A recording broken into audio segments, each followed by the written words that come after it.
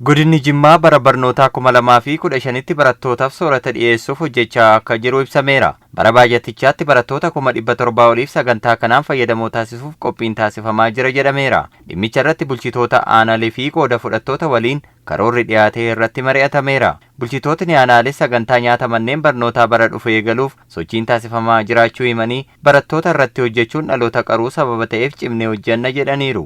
Daa'imman kana akka jarri nyaatanii baratan gochuudhaaf hojjiitti fi sochiittis galleerra waan ta'e jedheef yoo rabbi jedhe yeroo gabaabaa keessatti baniintis sadarkaa aanaatti aanaa kan keenya irratti akka inni godhamuu fi qophii barbaachisaa ta'e godhaatee jira. Reedii hojiin kun keessumaayyuu hojii ilmoo sooressaa, ilmoo hiyyeessaa tu'addan baasin nyaata mooraa tokko keessatti hojjennee nyaachisuudhaaf mana kuusaa manneen barnootaa keessattis qopheessineeti kan jiru. Keessumaayyuu haaldulee hundayyuu jechuun hin danda'a karaa danda'amuun jechuudha qophii hunda xumurree jirra. Sagantaan kun gama hedduudhaan faayidaa inni qabu ilaaluun ni danda'ama. Tokkoffaa barattootni baay'een akka biyyaattis qorannoo gaggeeffameen akka naannoottis qorannoo gaggeeffameen barattootni hedduun sababa hanqina nyaataatiin qancaruu sammuutiif qancaruu qaamaatiif akka isaan saaxilamaa jiran ifaadha. Kun immoo hojii baruu barsiisuu bu'a qabeessa taasisuu keessatti immoo dhiibbaa inni qabu jira. Barataan beela'aa barumsa barachuu hin danda'u. Barataan waa'ee jireenyaa yaaddaa barumsa barachuu hin danda'u. Qaamaan taa'uu danda'a. Garuu mukaayyoo beef sana galmaan ga'uu hin danda'u. Bulchaan godina Jimmaa obbo Tijaanii Naasir godinichatti hojii damee barnoota irratti hojjetamaa jiruun bu'aan jajjabeessan galmaa jira jedhan. Daa'imman keenya lafaa kaan ifa boruutiin ijaarame manni barumsaa waggoottan darban keessatti yoo ilaalle jenne mana barumsaa 416 bara kana immoo mana barumsaa 800 ol kan ijaarree jiru jechaadha.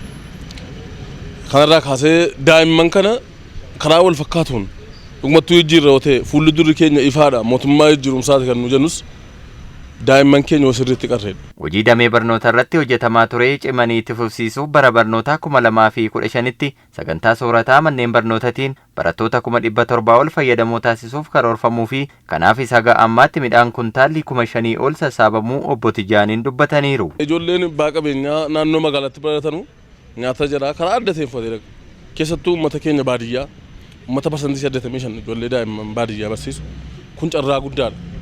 Kanaaf immoo jijjiirumsa amma jiru kanaan qabannee mana barumsaa 1,200 ol hin nyaachifna dhalan. Barataa 700 ol. Kana jechuun salphaadha uummata godina Jimmaatiif. Wanti hundi isaa nu duukaa jira. Abukaadoo boroodhaa qabna, muuzii boroodhaa qabna, onqulaaliin nu duukaa jira, lukkuu qabna, horsiisaa jira waan ta'eef. Ruuzii qotaa jira, qamadii qotaa jira, xaafii qotaa jira, buna qabna jechaadha. Kanaaf daa'imman keenya karaa ijaarameen waan qabnu walitti finne jenna daa'imman sammuun jedhaa ganamaan gizee manaa bahee jedhu waan nyaatu kan yaadda'u miti jechaadha. Oduudhuma wal fakkaatuun godinni Wallaggaa Bahaa manneen barnootaa 643 keessatti barattoota 100 fi 60 oliif tajaajila nyaataa kan eegalu akka ta'e beeksiseera. Itti gaafatamaan waajjira barnootaa godina Wallaggaa Bahaa obbo Tulii Addunyaa godinichatti bara 2014 keessa manneen barnootaa bu'uura boruu 238 ijaaruuf karoorfame haga ammaatti manni barumsaa bu'uura boruu 223 ijaaruun danda'ameera jedhan. Dhimma ijaarsa mana barumsaa bu'uura boruu wajjin kan wal qabatu karooraan 238 hojjenna inni akka godinaatti qabannee jirru keessaa 223% 93 tuqaaja raawwanneeti kan jirru jechuudha. Kanaaf hojiin barnootaa godina kana keessatti karaa olaantummaa qabuun xiyyeeffannoo qindeessuun itti laatee hojjetaa jira jechuudha. Bara 2015ttis hojii misooma barnootaan maddiitti tajaajilli nyaataa manneen barnootaa 643 keessatti barattoota 100 fi 60 oliif kan eegalamu ta'uu obbo Tuulii Addunyaan himaniiru. Akka godina keenyaatti barattoota 167 334 ta'an mana barumsaa keessatti nyaachisuu qabna jennee karoora aanaaleef qoonnee jirra.